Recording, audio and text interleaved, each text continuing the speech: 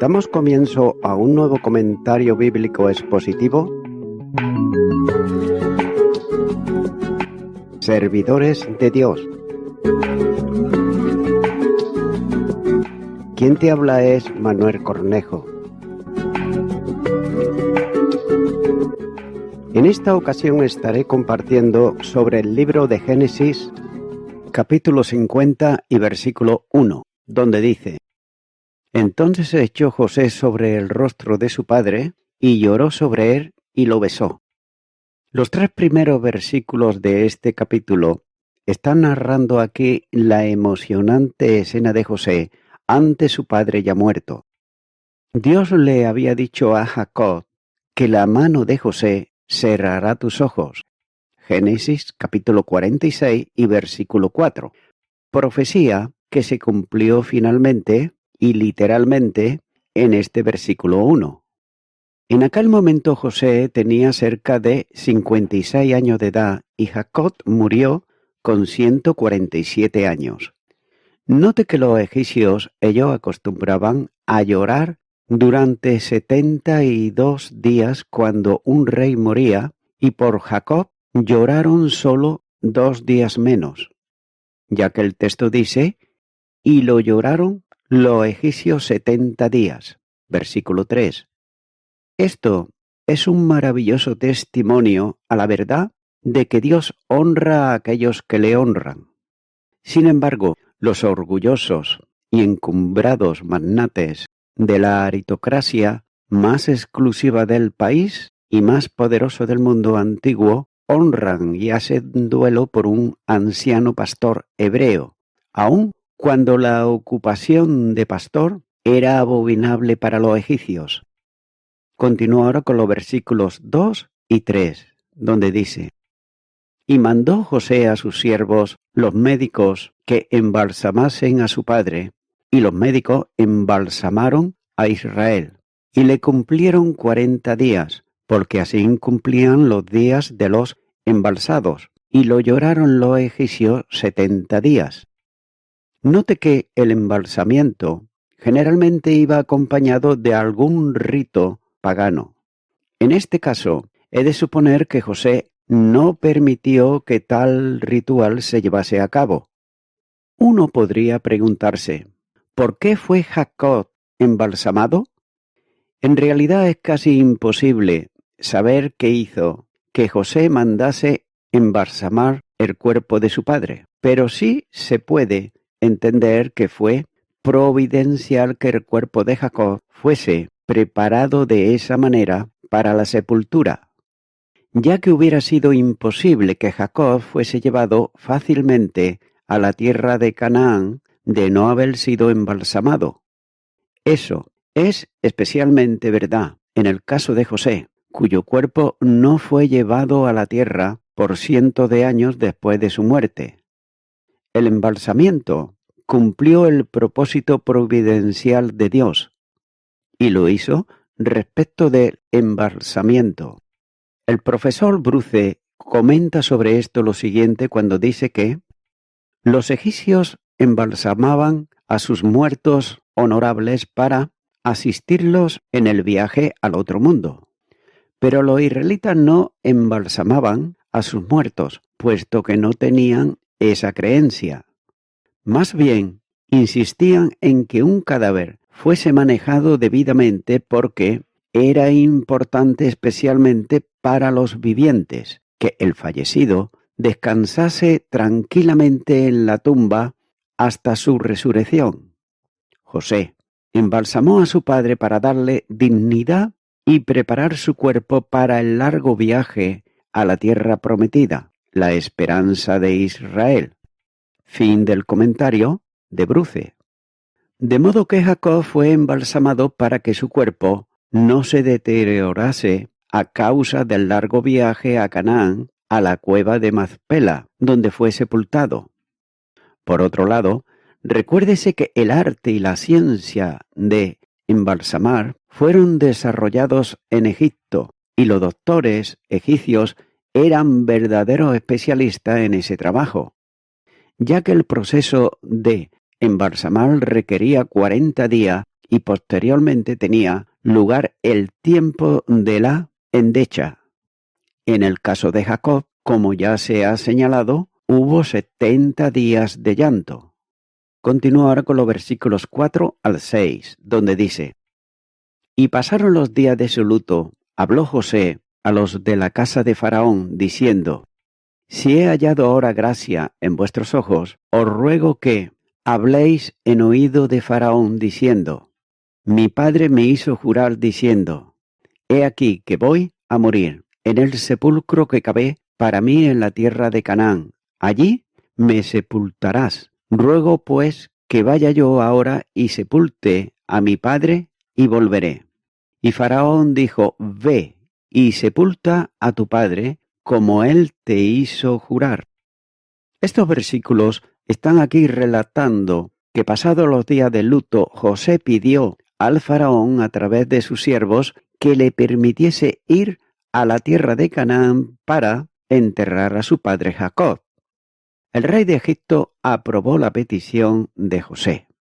Y una gran compañía de gente importante acompañó a José hasta Canaán y permanecieron allí hasta que Jacob fue sepultado en el sitio donde Abraham, Isaac, Sara y otros estaban sepultados.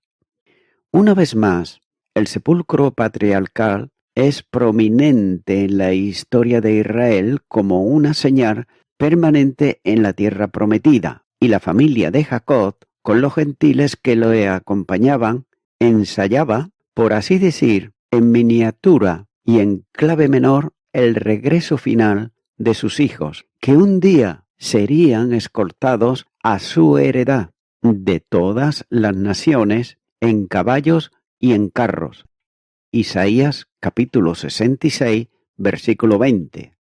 Continúa ahora con el versículo 7, donde dice: Entonces José subió para sepultar a su padre, y subieron con él todos los siervos de Faraón, los ancianos de su casa, y todos los ancianos de la tierra de Egipto. Note cómo señala aquí a todos los siervos, es decir, un gran número de ellos, como se entiende en esa palabra, porque muchos de ellos eran ancianos y enfermos, y muchos no podían librarse de su asistencia a la corte o de sus empleos, etcétera, etcétera. También señala que los sirvientes del faraón eran cortesanos de rango inferior, pero los ancianos de la casa, es decir, los oficiales, principales y los gobernadores de su familia y consejos bajo su mando, que solían residir en la corte cerca de ella. Y también señala los ancianos de la tierra, es decir, los grandes oficiales civiles y militares cuyos lugares de habitación y mando estaban dispersos en varias partes de la tierra. Continúa ahora con el versículo 8, donde dice: Y toda la casa de José y sus hermanos y la casa de su padre solamente dejaron en la tierra de Gosén sus niños y sus ovejas y sus vacas. José y sus 2 hijos y sus siervos y sus 11 hermanos y sus hijos mayores y tantos de los criados de su padre como podría salvarse asistieron al funeral. Solamente sus niños y sus ovejas y sus vacas dejaron en la tierra de Gosén, ya que debían de quedar algunos sirvientes, aunque no se mencionan para cuidar de los pequeños y de las ovejas y de las vacas. Y esto que quedaron atrás muestra claramente que tenían la intención de regresar de nuevo, y no hicieron de esto una excusa para salir de la tierra. Continúo ahora con el versículo 9, donde dice: Subieron también con él carros y gente de a caballo, y se hizo un escuadrón muy grande. Es decir, una empresa muy grande, en hebreo un campamento, la palabra que sigue inmediatamente a la mención de los carros y jinetes que iban como escolta de los ancianos. Estos eran los oficiales principales de la casa de Faraón, y también de los distritos en que estaba dividido Egipto, cada uno de los cuales tenía su propio gobernador. De los israelitas, solo los hombres de rango, los propios hijos de Jacob y los oficiales de su casa tomaron parte en la procesión fúnebre, mientras que sus pequeños, traducido aquí en la Septuaginta, sus clanes, y que significa la gran masa de sus dependientes, se quedaron con su ganado en la tierra de Gosén.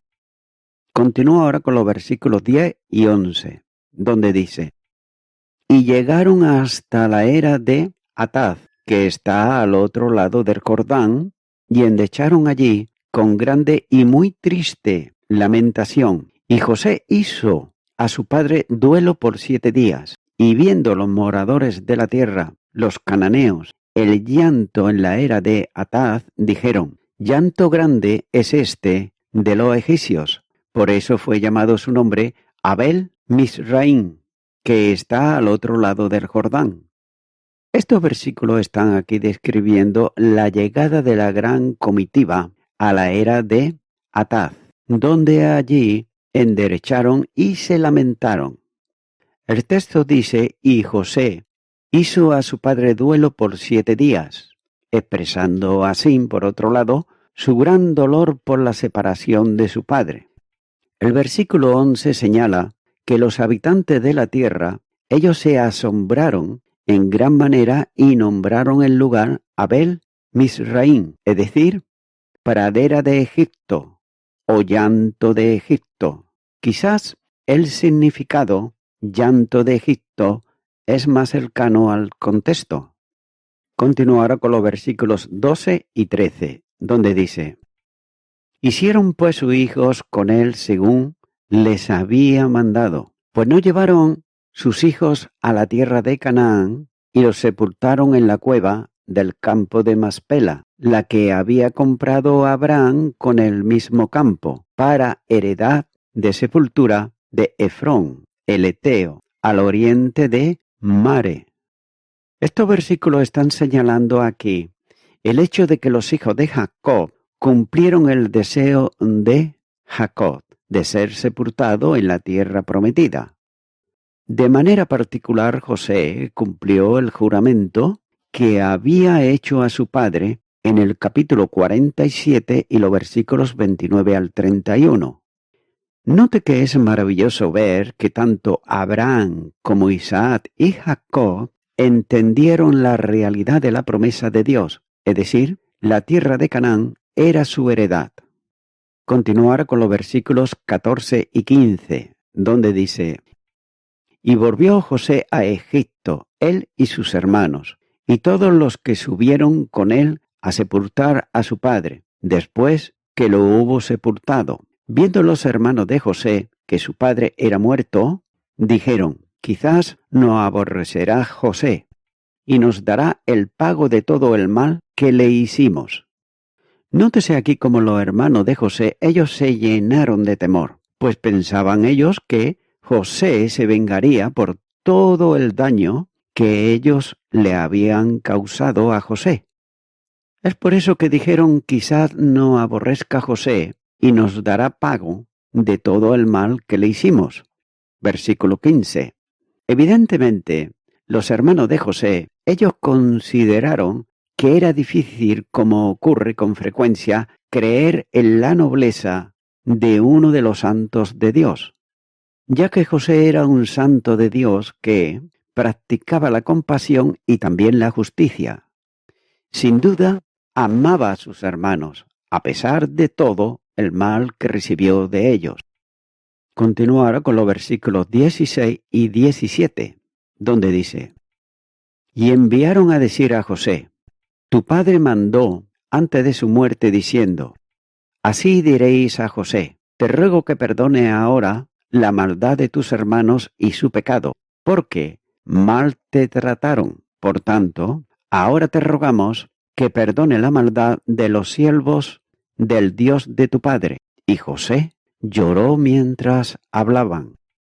Note que los hermanos de José, según ellos, era de parte de Jacob y que contenía una petición de perdón de las transgresiones que habían cometido en contra de José.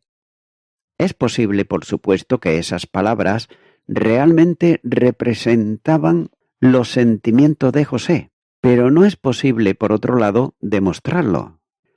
También es posible que los hermanos de José hayan mentido a José. La respuesta de José es una respuesta dramática, ya que el texto dice, y José lloró mientras hablaban, versículo 17.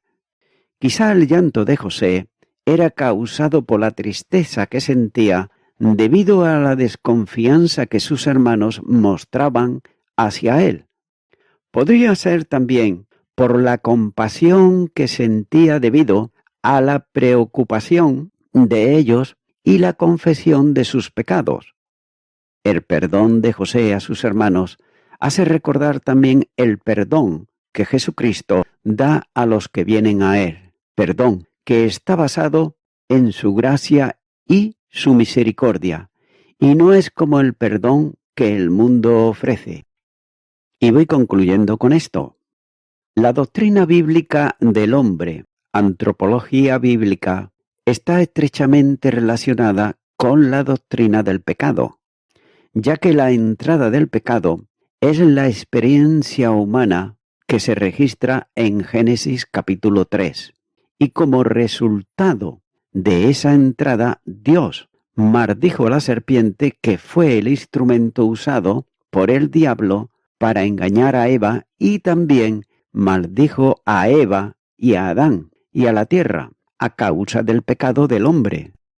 Por otro lado, el expositor bíblico nunca debe de evadir la predicación del pecado y sus consecuencias, aunque eso no sea un mensaje popular entre los predicadores modernos.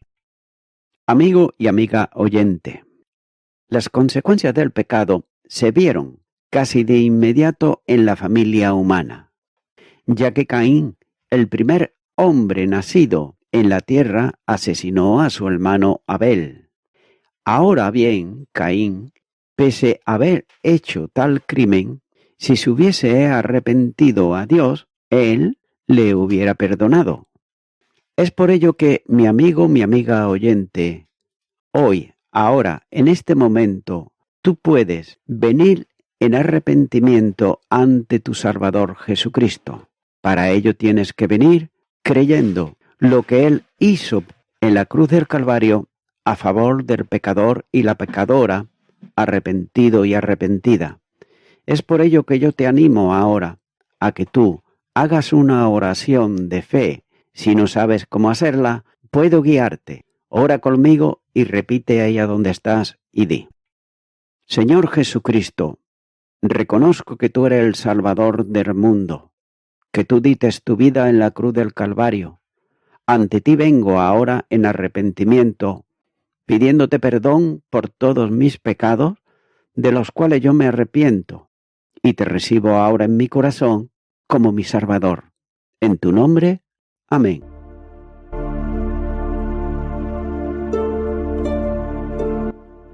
Amigo y amiga oyente, si tú has hecho esta oración de corazón, te recomiendo que comiences a orar a Dios, en primer lugar, en el nombre del Señor Jesucristo. Orar a Dios no es rezar, sino que es hablar con una persona. También te recomiendo que leas la palabra de Dios y lo hagas a diario. Comienza, por ejemplo, con el Nuevo Testamento. Y también, por último, te recomiendo que para que puedas crecer espiritualmente, te congregues en una iglesia cristiano-evangélica, donde se predique, se enseñe y se practique la sana doctrina y la palabra de Dios.